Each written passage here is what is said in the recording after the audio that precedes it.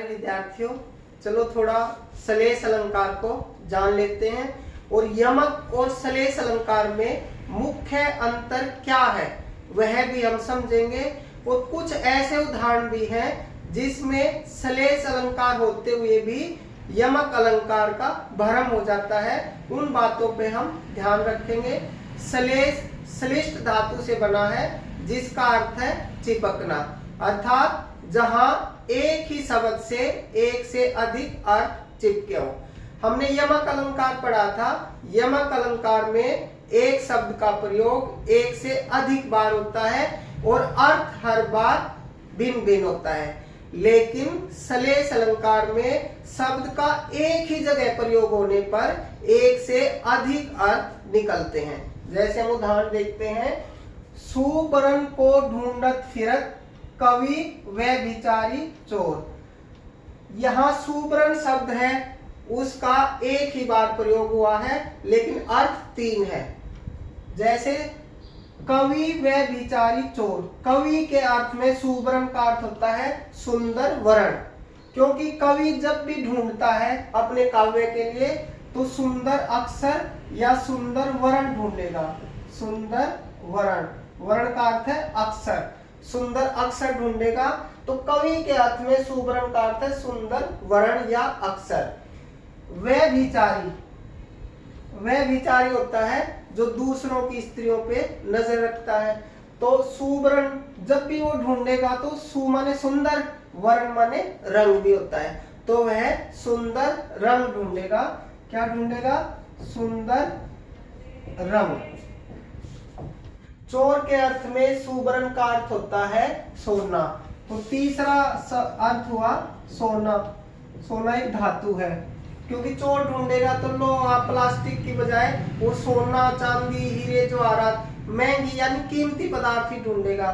तो इसमें सुवर्ण को ढूंढत फिरत कवि व विचारी चोर, तो सुवर्ण शब्द एक है, कवि के अर्थ में सुंदर वर्ण, व विचारी के अर्थ में सुंदर रंग और चोर के अर्थ में सोना।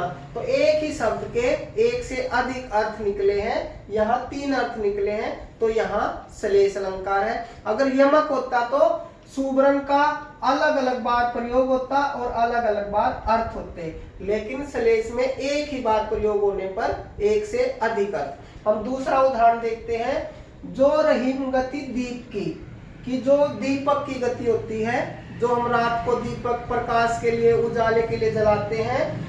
कुल कपूत की सोई, कुल माने परिवार, पुत्र दो प्रकार के होते हैं, जो अच्छे काम करे सपूत और जो बुरे काम करे कपूत। तो कपूत की भी वही गति होती है जो दीपक की गति होती है। बारे उजियारो करे बढ़े अंधेरो होई। तो दीपक के अर्थ में बारे का क्या अर्थ होता है? जलाने पर, कि दीपक को जलाएंगे, जलाने पर। बड़े माने बुझाना, बुझाने पर।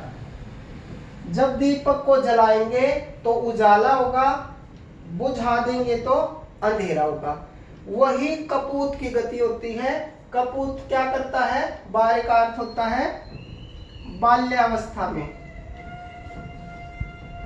बाल्यावस्था। बाल्यावस्था यानी बचपन में घर में उजाला होता है, सब खुशियां मनाते हैं कि पुत्र का जन्म हुआ है, तो घर में उम्मीदों का उजाला जल जाता है। बड़े का अर्थ होता है बड़ा होने पर। तो जब वो बड़ा होता है तो घर में अंधेरा छा जाता है। कैसे अंधेरा छा जाता है? कभी थाने में, कभी पंचायत में, कहीं वो बहुत बुरे बुरे काम करता है। तो शब्द एक, बढ़े, अर्थ दो, बुझाने पर, बढ़ाने पर। और यहाँ भी शब्द एक, जलाने पर, बाल्यावस्था, अर्थ दो।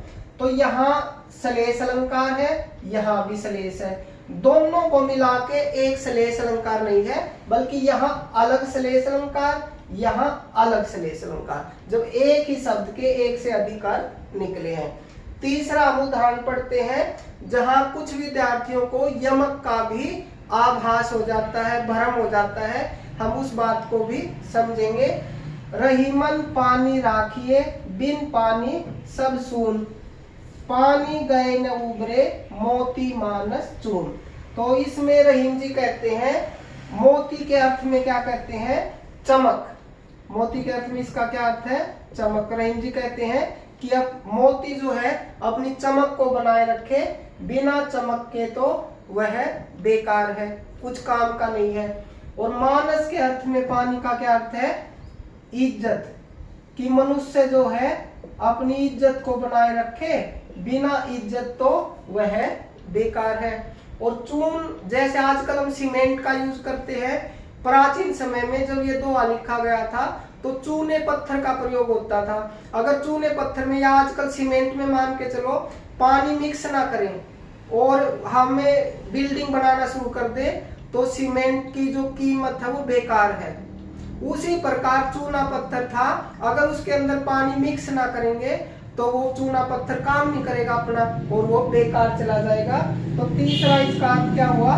जल या पानी। अब हमने क्या चीज समझनी है कि रहीम जी कहते हैं कि मोती के अर्थ में चमक, मानस के अर्थ में इज्जत और चून के अर्थ में जल, कि अपनी इज्जत को, चमक को, जल को बनाए रखिए। तो यहाँ एक ही पानी के तीन अर्थ हैं। अगर ये यमक होता तो इस पानी के चमक अर्थ होता, दूसरे पानी का इज्जत, तीसरे पानी का जल, यानी तीन शब्दों के अलग अलग अर्थ होते। तो यहाँ एक शब्द के तीन अर्थ हैं, तो यहाँ यमक नहीं है, यहाँ सलेस है। उसी यहाँ पानी शब्द के वही तीन अर्थ हैं, तो यहाँ भी सलेस है, क्योंकि यहाँ भी उन तीनों के अर्थ में अलग अलग अर्थ हैं। और यहाँ पानी के भी उसी प्रकार एक ही पानी के तीन अर्थ हैं। तो हमने इस भ्रम को दूर करना है कि पानी एक ही बार प्रयोग होने पर तीन अर्थ निकले हैं, ना कि इस पानी का चमक है, इसका इज्जत, इसका जल, ऐसा नहीं है। तो मुझे उम्मीद है कि आपको सलेस अलंकार पूरी तरह से समझ आया है।